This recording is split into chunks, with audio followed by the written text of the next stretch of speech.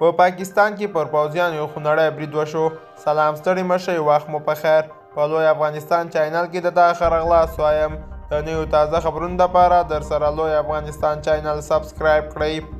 په پاکستان کې پر پوځیانو د دوه جلا جلا بریدونو په نتیجه کې لږ تر لږه 8 تنه ژوند له لاسه ورکړی دی.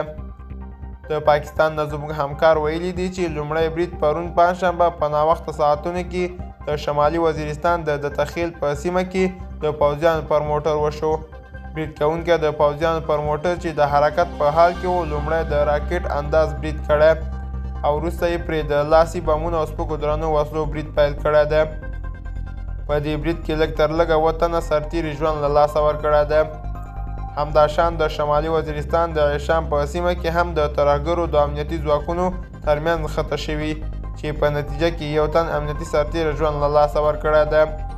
د بل پلوه په شمالي وزیرستان کې سیمه ییزو مقاماتو ویلي چې د دې برید نه وروسته په سیمه کې د ترهګرو د نیولو په موخه پراخ عملیات پیل شوي دي.